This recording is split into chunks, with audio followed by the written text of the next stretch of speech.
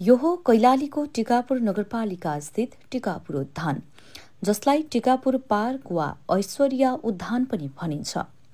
अहिले पर्यटकहरूको घुइँचोले यो क्षेत्र भरिएको छ। घुमफिर, पिकनिक, फोटो सेसनदेखि परिवारसँग रमाइलो गर्नका लागि यहाँ पर्यटकहरू विभिन्न स्थानबाट आइपुग्छन्। नेपालकै सबैभन्दा ठूलो मानव निर्मित पार्क मानिने टिकापुर पार्क दक्षिण पूर्वी टिकापुर बजार नजिकै अवस्थित छ।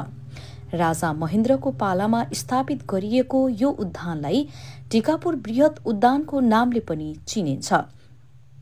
कुनै समय राजा महाराजाहरूको विश्राम स्थलका रूपमा रहेको यस पार्कमा राजा वीरेन्द्र र रानी ऐश्वर्या पनि आउने गरेको ऐतिहासिक तथ्य छ।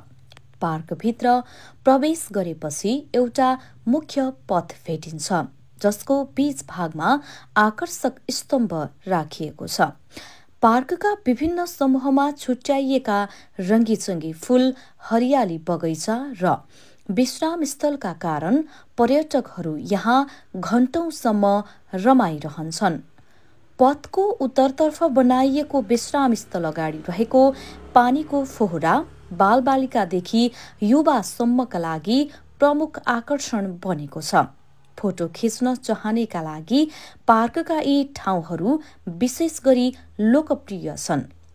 पार्कको उत्तर पूर्वतिर छुट्टै वनभोज स्थल बनाइएको छ, जहाँ पानीको सुविधासहित समूहगत पिकनिक आयोजना गर्न सकिन्छ। तिहारको समयमा देउसी भैलो खेल्ने विद्यालयका भ्रमण टोली र विभिन्न परिवारले पिकनिक आयोजना गर्ने भएकाले असोजदेखि मङ्सिरसम्म यहाँ अत्याधिक भिड हुन्छ। यसबाहेक वनभोज क्षेत्रबाट पूर्वतर्फ कर्णाली नदीमा र्याफ्टिङ गर्नेहरू पनि उत्तिकै संख्यामा देखिन्छन्। विशेष गरी शनिबार र बिदाका दिनमा पार्कभित्र र नदी किनारमा पर्यटकहरूको भिड झनै बढ्ने गरेको स्काई वर्ल्ड एडभेन्चर स्पोर्ट्सका सञ्चालक योगेश शाह बताउनुहुन्छ।